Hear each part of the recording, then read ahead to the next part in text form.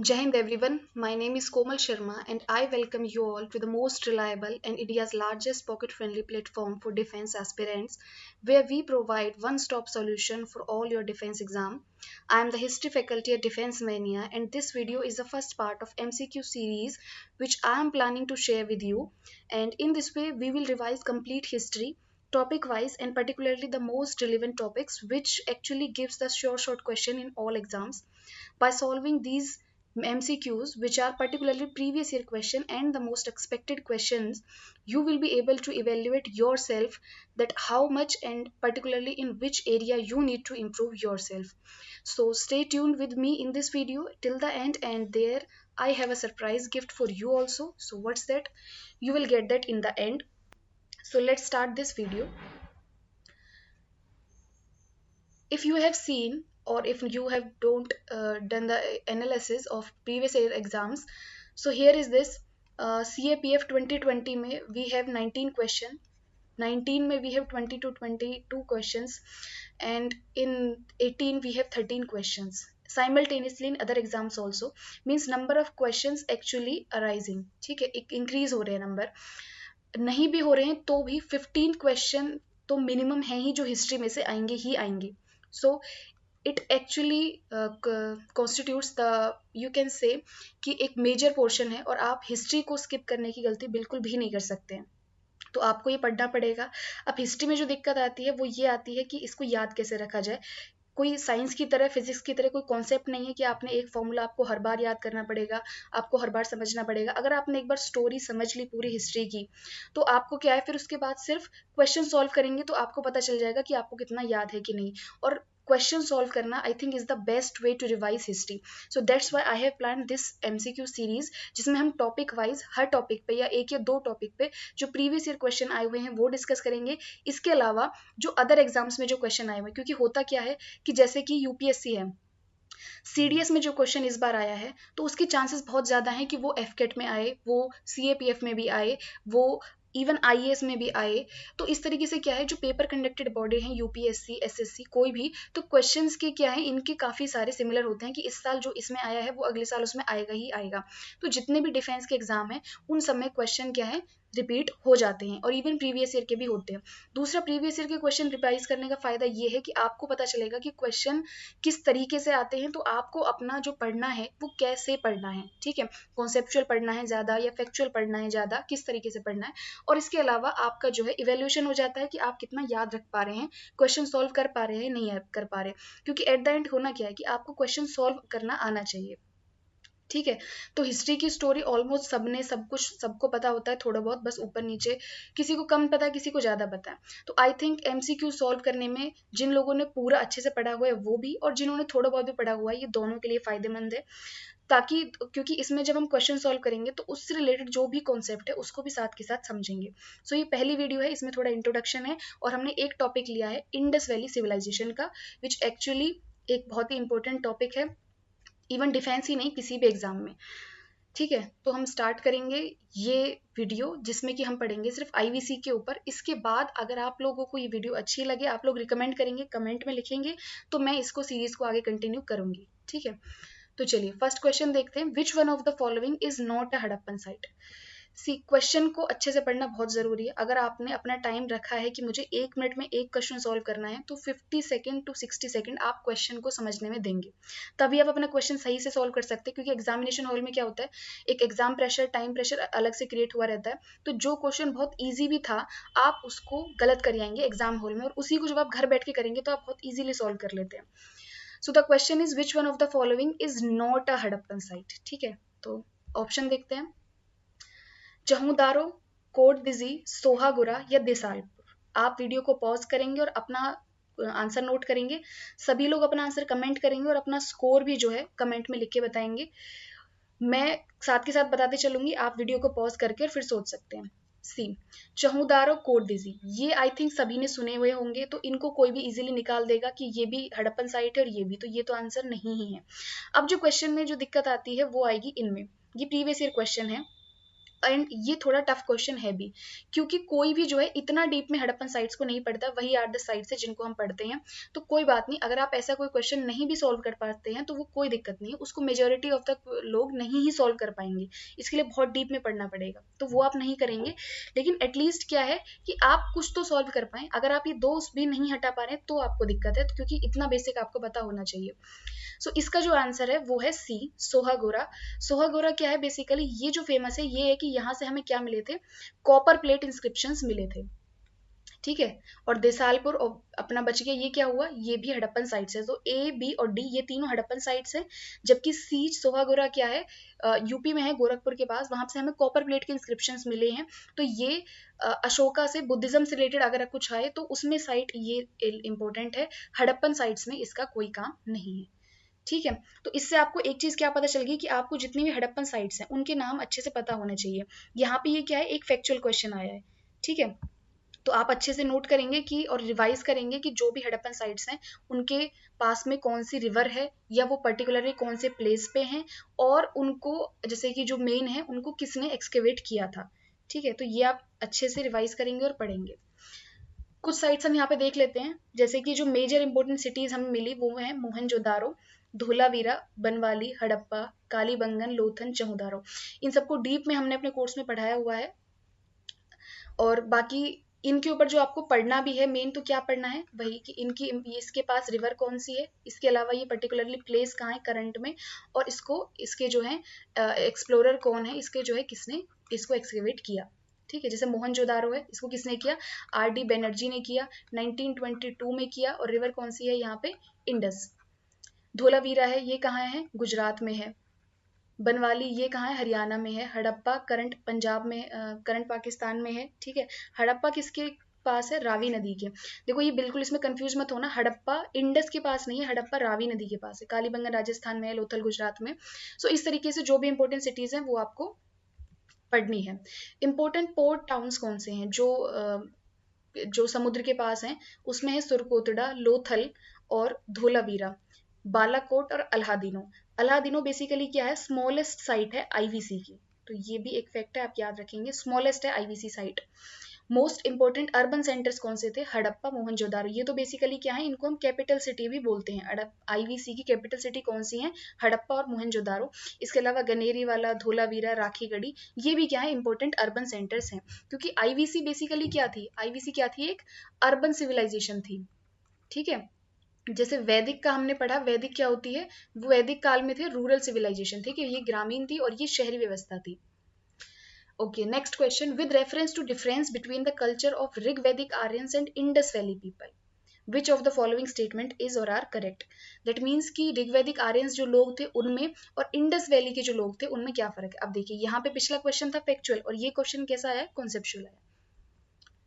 Statement देख लेते हैं, Rigvedic Aryans used the coat of mail and helmet in warfare, whereas the people of Indus Valley civilization did not leave any evidence of using them. Statement correct है या नहीं। Rigvedic Aryans knew gold, silver and copper, whereas Indus Valley people knew only copper and iron. Third is Rigvedic Aryans had domesticated the horse, whereas there is no evidence of Indus Valley people having been aware of this animal. ठीक है, ये रहे आपके option. आप video को pause करेंगे और सोच के अपना आंसर लिखेंगे। अब आते हैं स्टेटमेंट्स पे। तो पहली स्टेटमेंट क्या कह रही है कि ऋग्वैदिक आर्यंस जो हैं उन्होंने कोट और हेलमेट वगैरह, यानी कि जो युद्ध के लिए जो होते हैं वो वहां से हमें मिले हैं, वॉरफेयर एक्टिविटीज के कुछ। और जबकि इंडस वैली के सिविलाइजेशन में हमें ऐसा कोई एविडेंस मिला ही नहीं है कि भाई कोई युद्ध जैसी कोई एक्टिविटीज होती थी। So this statement is absolutely correct. Rigvedic Aryans knew gold, silver and copper, correct, but whereas Indus Valley people knew only copper and iron. Okay, copper तक ठीक है लेकिन आयरन क्या है, गलत है। तो सेकंड स्टेटमेंट इज रॉन्ग। क्यों, क्योंकि जो हमने पढ़ा 3 स्टेजेस होती हैं। एक सबसे पहले स्टोन एज थी, उसके बाद क्या आई हमारी, ब्रोंज एज आई। सो ये ब्रोंज एज क्या है, यही है आईवीसी। तो ब्रोंज की अब कैसे बनता है, कॉपर प्लस टिन, ठीक है। तो कॉपर तो ये जानते थे। और इसके बाद थर्ड आया हमारा आयरन एज, इसको बोलते हैं क्यों, क्योंकि इस टाइम पे आयरन डिस्कवर हुआ था, और ये कब हुआ था, वैदिक पीरियड में। So Vedic people know iron but Indus Valley people do not know the iron. So ये स्टेटमेंट सेकंड क्या होगी, गलत हो गई। Third is Rigvedic Aryans had domesticated the horse. This is correct, and there is no evidence of Indus Valley people having been aware of this animal, so this is also correct. तो इसका मतलब क्या है कि हॉर्सेस जो हैं वो Aryans के पास थे ऑब्वियसली, क्योंकि हॉर्स क्या है, एक वॉरफेयर एनिमल है, तो वो वॉरिंग कम्युनिटी के पास ही मिलेगा, क्योंकि आर्यंस क्या थे, वो वॉरियर लोग थे, जबकि आईवीसी के जो लोग थे वो क्या थे, ये ट्रेडिंग कम्युनिटी थी। ठीक है, यहाँ पे हमें कोई वॉरफेयर वाला कोई भी कुछ नहीं मिला है। तो correct statement is 1 and 3, so the answer is option number C. Next, आपने दो क्वेश्चन देखे, ये प्रीवियस ईयर के क्वेश्चन थे, आपको समझ में आया होगा कि आप कहाँ तक क्वेश्चन को सॉल्व कर पा रहे हैं और कहाँ तक नहीं कर पा रहे हैं। अगर आप सॉल्व कर पा रहे हैं, आपने पढ़ रखा है, बहुत अच्छी बात है, आप इसी सीरीज को कंटिन्यू देखें। इसके अलावा अगर जो लोग सीरियस एस्पिरेंट्स हैं, जो डिफेंस के लिए प्रिपेयर कर रहे हो, चाहे वो एनडीए है, सीएपीएफ है, एसीसी है, सीडीएस है, एफकेट है, किसी के लिए भी, सो आप डिफेंस मैंने ऐप डाउनलोड करें और वहाँ पे आपको रिकॉर्डेड लेक्चर्स मिलते हैं और लाइव सेशंस मिलते हैं, ताकि आपकी कोई क्वेरीज हो तो वो हो सके, और आपको क्वेश्चन प्रीवियस ईयर भी मिलेंगे, इसके अलावा मॉक टेस्ट भी मिलते हैं। देखिए, हम इस कोर्स में, इस डिफेंस मेनिया में बेसिकली इवन मैं हिस्ट्री ले रही हूँ और बाकी जो भी पूरी कंप्लीट टीम है, हमने इस पूरे कोर्स को डिज़ाइन किया है स्टूडेंट के पॉइंट ऑफ व्यू से, कि जब हम स्टूडेंट होते हैं तो हमें क्या चाहिए होता है। तो यहाँ आपको एग्जैक्टली वन स्टॉप सॉल्यूशन मिलेगा ही मिलेगा। ठीक है, तो आप उसको देख सकते हैं, ऐप पे आपको लाइव सेशंस मिलेंगे, टेस्ट मिलेंगे, रिकॉर्डेड लेक्चर्स मिलेंगे, पीडीएफ्स मिलेंगे, और आपके कोई डाउट्स हैं तो उसके लिए भी सेशंस रखे जाते हैं। इसके अलावा जो सबसे बड़ी बात है वो है कि इसका कोर्सेज का पॉकेट फ्रेंडली होना। सी वन टाइम पेमेंट में आपको सीडीएस प्लस एफकेट दोनों मिल रहे हैं, या आप सिर्फ एफकेट कर रहे हैं या सिर्फ सीडीएस कर रहे हैं, सीएपीएफ भी ले रहे हो, एनडीए ले रहे हो, और इवन एसीसी भी ले रहे हो, तो इन सब के लिए। एंड यू कैन सी कि कितने कम जो है रेट में आपको ये सब अवेलेबल है। हम सब लोगों ने बाहर कोचिंग सेंटर सब देखे हुए होते हैं, वो कितने हज़ारों में फीस लूटते हैं। तो ये हमने जो सॉल्यूशन बनाया है इसीलिए बनाया है, ताकि जो सीरियस एस्पिरेंट्स हैं वो यहाँ पे जो है पूरी गाइडेंस ले सके और उनको वन स्टॉप सॉल्यूशन मिल सके। इसके अलावा एसएसबी के लिए भी, अब आप लोग अगर सीरियसली प्रिपेयर कर रहे हैं तो मान के चलिए कि आपका रिटर्न भी क्लियर होगा, तो आपको एसएसबी के लिए भी प्रिपेयर करना है।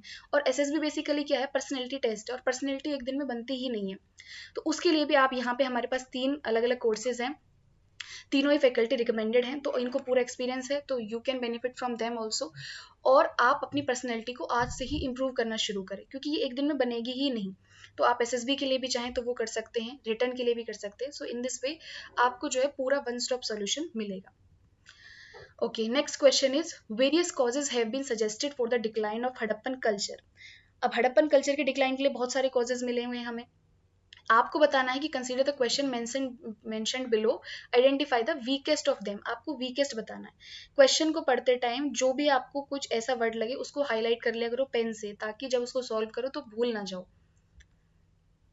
Option is due to constant incidents of natural occurring floods, इसकी वजह से डिक्लाइन हुआ। Due to increase in the salinity of the soil, fertility decrease हुई और खाना पीना बंद हुआ, इसलिए डिक्लाइन हुआ आईवीसी का। या अर्थक्वेक्स आए जिसकी वजह से जो इंडस रिवर है उसका कोर्स ही चेंज हो गया, अब उसका रास्ता बदल गया, तो क्या होगा, जहाँ पे लोग रह रहे थे हो सकता है वहां पे फ्लड वगैरह आ गए हो, तो इस वजह से जो है जो हड़प्पन कल्चर है वो डिक्लाइन हुआ। या आर्यंस ने इन्वेड किया और पूरे हड़प्पन कल्चर को डिस्ट्रॉय किया, इस वजह से हड़प्पन कल्चर डिक्लाइन हुआ। तो आपको बताना है कि इन चारों में से सबसे वीकेस्ट कौन सा लग रहा है आपको, क्योंकि जो हमने डिक्लाइन के टाइम पे पढ़ते हैं तो ये चारों के चारों ही हमें वहां मिलते हैं। आपको बताना है कि सबसे कम रिलेवेंट कौन सा है। आप वीडियो पॉज करेंगे और सोच के अपना आंसर लिखेंगे। सी फर्स्ट क्या है इनमें से, कि भाई नेचुरल अकरिंग फ्लड्स, तो ऐसा मान रहे हैं कि भाई नेचुरल कुछ होगा, सैलिनिटी बढ़ सकती है, अर्थक्वेक्स आ सकते हैं, फ्लड्स हो सकता है, तो नेचुरल कॉजेज तो फिर भी माने जाते हैं। जो सबसे वीकेस्ट है ना इनमें वो डी है। क्यों? क्योंकि एक तो हमें कि आर्यंस ने आके हड़प्पन लोगों से कोई युद्ध वगैरह किया, ऐसे हमें कोई भी सिग्निफिकेंट एविडेंसेस नहीं मिले हैं। ठीक है, इसके अलावा आप नॉर्मल वैसे सोच के देखो, अगर कोई युद्ध होगा तो क्या पूरी की पूरी सिविलाइजेशन ही डिस्ट्रॉय हो जाएगी क्या? एक पर्टिकुलर कुछ लोगों के बीच में होगा, कुछ तो बचेंगे, वो सिविलाइजेशन कैसे खत्म हो सकती है? अभी भी अब हम पे मुगल्स ने किया, इंडियंस पे इन्वेड किया, इतने सारे हुए, तो क्या इंडियंस खत्म हो गए क्या? नहीं हुए ना। तो इसी तरीके से ये जो है सबसे लीस्ट रिलेवेंट बनता है कॉज। और अभी तो बहुत सारी थ्योरीज आ गए हैं जो बिल्कुल इसको कम्प्लीटली डिनाई ही कर रही हैं। So the answer is D. बाकी नेचुरल जो कॉजेज हैं वो हो सकते हैं, तो वो स्ट्रॉन्ग कॉजेज हैं। D is the weakest cause. Next question देखिए, which of the following mentioned below are the most distinctive artifacts of Harappan civilization. अब देखिए ये क्वेश्चन किसका, आर्ट एंड कल्चर का। एंशियंट हिस्ट्री में आपको जो फोकस करना है वो किस पे फोकस करना है, आर्ट एंड कल्चर पे, टेम्पल्स बनाने की जो तरीके हैं उनके ऊपर, और इवन जो फेमस टेम्पल्स हैं वो जैसे विट्ठल टेम्पल, बृहद्रथ टेम्पल, वो सब कहाँ पे हैं, बृहदेश्वर टेम्पल, ये किसने बनवाई, कैसे किए। तो आपको एंशियंट में ज़्यादा ध्यान देना आर्ट एंड कल्चर पे, मिडाइवल में ज़्यादा ध्यान देंगे पॉलिटिकल हिस्ट्री पे, और मॉडर्न इंडिया में तो आपको हर एंगल पे ध्यान देना ही देना है। तो आपको बताना है कि हड़प्पन सिविलाइजेशन का सबसे ज्यादा डिस्टिंक्टिव फीचर्स कौन सा था। स्टेटाइट, दिस इज सील, ठीक है, स्टेटाइट सील थी, ब्रिक्स ऑफ स्टैंडर्डाइजिंग रेशियो था, गोल्ड बैंगल्स थी, या सिल्वर स्पिटून था। अब वीडियो पॉज करके और अपना आंसर लिखिए। अब देखो ये यहाँ पे आपको सील भी पढ़ा है, अगर आपने हड़प्पन कुछ पढ़ा है, आपको वहां पे ब्रिक्स ऑफ स्टैंडर्डाइज रेशियो ये भी पढ़ा होगा, गोल्ड बैंगल्स के बारे में भी पढ़ा होगा। अब तीन आंसर तो हो नहीं सकते, तो ऑब्वियसली आप कौन सा आंसर निकालेंगे, जो मोस्ट अपीलिंग आंसर होगा। गोल्ड बैंगल्स हमें और भी बाद में मिले, क्वेश्चन का कह रहा है कि जो इसका मोस्ट डिस्टिंक्टिव फीचर होगा।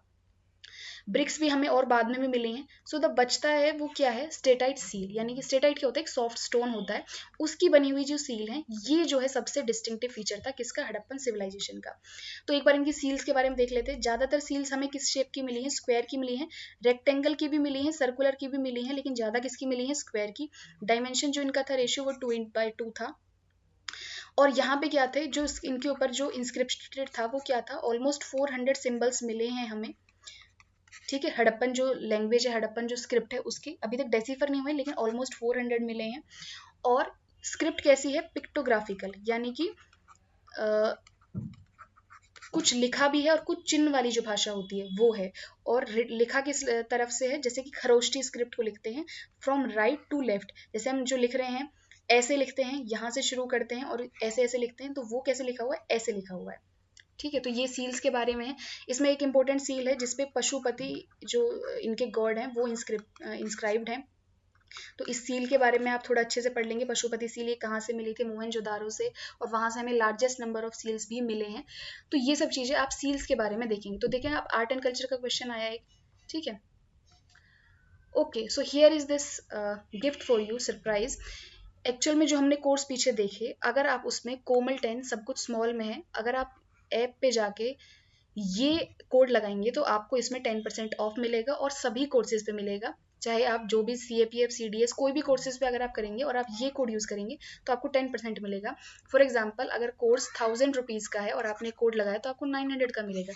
तो 1000 वैसे भी कम ही है, और आपको और 100 रुपीज कम में देने पड़ेंगे, तो आपका ही फायदा होगा, और आपका फायदा होगा तो वही हमारा फायदा है, ठीक है। तो आप ये कोड यूज करें और 10% का बेनिफिट लें।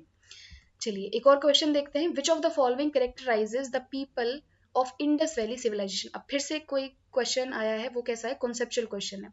तो इसका मतलब आप समझ रहे हैं, एंशियंट हिस्ट्री में से फैक्चुअल क्वेश्चन कम आ रहे हैं, कॉन्सेप्चुअल क्वेश्चन ज्यादा आ रहे हैं। और वो भी कैसे, स्टोरी में, कि आपने लोगों के बारे में बताना है कैसे हैं, आर्ट एंड कल्चर भी कैसा है। तो आपको थोड़ा क्या पढ़ना है, इंडस वैली को थोड़ा सा डीपली पढ़ना है। ऑप्शन देख लेते हैं। They possessed great palaces and temples, they worshipped both male and female deities, they employed horse drawn chariots, and the options are here। Video को पॉज करेंगे, अपने आंसर लिखेंगे, कमेंट करेंगे। सी, पहला क्या है, they possessed great palace and temple, तो ये स्टेटमेंट तो बिल्कुल ही गलत है। क्यों, क्योंकि टेम्पल्स के हमें कोई एविडेंसेस नहीं मिले हैं। पैलेसेस किसके होंगे, किंग के, और जबकि वहां पे हमें कोई रॉयल क्लास मिली ही नहीं है, कोई ऐसे एविडेंस मिले ही नहीं है कि यहाँ पे कोई किंग रूल करता था। तो ये फर्स्ट स्टेटमेंट क्या है, पूरी तरीके से गलत हो गई। They worshipped both male and female deities, हाँ ये करेक्ट है। मेल डीटीज में हमें पशुपति मिलते हैं, फीमेल डीटीज में हमें मिलती है मदर गॉडेस, जो है प्रकृति की पूजा उन्होंने की है, तो उसको भी मदर के रूप में पूजा है उन्होंने। तो that means this statement is correct. And they employed horse drawn chariot, जो रथ वगैरह होते हैं, घोड़े वाले, तो वो हमें मिले हैं क्या, ऐसा नहीं मिले हैं। जब हॉर्स ही नहीं है तो वो रथ क्यों होंगे। दूसरा, आप ऐसे समझ सकते हैं कि ये लोग वॉरियर कम्युनिटी नहीं थी। इंडस वैली के जो लोग हैं वो बेसिकली क्या हैं, ये ट्रेड वाले लोग हैं, एग्रीकल्चर करते हैं। और आप नॉर्मली एक कॉमन सेंस लगा के देखो कि जो बिजनेसमैन होते हैं ना, वो लड़ाई झगड़ों से बहुत दूर रहते हैं। या तो आप पैसा ही कमा पाओगे, और लड़ाई झगड़े के चक्कर में लग गए तो आपको फिर क्या है, पैसा वहां वेस्ट जाएगा, तो आप पैसा नहीं कमा सकते। तो जो भी ट्रेडिंग कम्युनिटी होगी वो वॉर्स से थोड़ा दूर रहेगी। तो इसमें सिर्फ क्या है, सेकंड ऑप्शन ही करेक्ट है, और बाकी के आंसर क्या है, गलत है।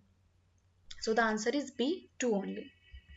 Next is the prevalence of grain in Harappan sites indicated that. अब देखो ये थोड़ा क्वेश्चन हल्का सा टफ है। जो हड़प्पन साइट्स है वहां से हमें ग्रेन्स के जो है एविडेंसेस बहुत ज्यादा मिले कि वहां पे हमें ग्रेन बहुत ज्यादा था। अब इससे हमें क्या पता चलता है कि हड़प्पन्स ने अपने खेतों को प्लो किया था, उनको जोता हुआ था हल से, या Harappans broadcast seeds on their field, उन्होंने वहां पे सीड्स बिखेरे थे अपने खेतों में, या agriculture was prevalent in Harappan sites, agriculture बहुत ज्यादा होता था, या डी ट्रेड होता था बल्क आइटम्स का लाइक फूड ग्रेन्स, जो कि क्या थे हड़प्पन टाइम्स में वेल स्टेब्लिश्ड थे ट्रेड रूट्स। सो आप पॉज करेंगे और अपना आंसर लिखेंगे। अब देखो यहाँ पे आपको थोड़ा सा समझना पड़ेगा, है सब कुछ एग्रीकल्चर से रिलेटेड, आपको चारों ही सही लग रहे होंगे, लेकिन थोड़ा सा सोचेंगे तो आप इजीली कर लेंगे। हड़प्पन्स ने अपने खेत को हल से जोता, ये बात आपको कैसे पता चलेगी? अगर आपको कोई प्लो मिलेगा, ठीक है, तभी तो आपको पता चलेगा ना। तो ग्रेन्स के मिलने से ये नहीं, ग्रेन तो बिना इसके भी हो सकते हैं। Harappans broadcast seed into their, ये तो इतने आप में अपने आप में वैसे रिलेवेंस नहीं लग रहा है कुछ कि उन्होंने ऑब्वियसली सीड्स किए ही होंगे, लेकिन ग्रेन बहुत ज्यादा मिला है, इससे क्या पता चल रहा है? सी ऑप्शन इज थोड़ा सिग्निफिकेंट लग रहा है और थोड़ा सेंसिबल भी लग रहा है कि एग्रीकल्चर जो है वो बहुत ज्यादा प्रिवेलेंट था हड़प्पन साइट पे।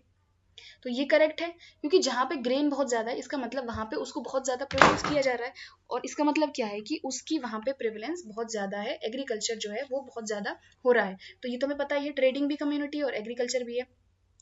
अब आप कह सकते हो कि डी भी थोड़ा बहुत ठीक हो सकता है, ट्रेड वाला, लेकिन ये ट्रेड का अगर हमें पता चलाना है तो कैसे पता चलेगा? ट्रेड के लिए कि भाई अगर हमें कोई सील मिली है कहीं से कुछ, तो हम कह सकते हैं कि भाई हाँ ट्रेड भी हुआ होगा। सिर्फ ग्रेन ज्यादा होने से सिर्फ इतना ही पता चलता है कि यहाँ पे ग्रेन बहुत ज्यादा प्रोड्यूस किया जा रहा है, ठीक है। तो आप थोड़ा सा अगर एक बार रुक के सोचेंगे तो आप इजीली क्वेश्चन को सॉल्व कर पाएंगे। तो ये क्वेश्चन थे आज के, this was all about this video. I hope, ये बहुत छोटी सी वीडियो और आई थिंक आप रिवाइज भी इजीली कर सकते हैं, 15 से 20 मिनट आप अगर पर डे दें तो आप इजीली पूरी हिस्ट्री को रिवाइज कर सकते हैं। तो ये सीरीज, ये वीडियो आपको कैसी लगी प्लीज कमेंट करके बताएं। इसके अलावा अगर आप चैनल के साथ नए हैं तो लाइक करें, शेयर करें और सब्सक्राइब करें, और ये सीरीज आगे कंटिन्यू हो या नहीं हो ये आप मुझे कमेंट में बताएंगे। और जो भी लोग कोर्सेज के लिए एनरोल करें वो मेरा कोड यूज करेंगे कोमल10, तो आपको 10% ऑफ मिलेगा। Till then keep revising, keep studying, stay safe and thank you so much.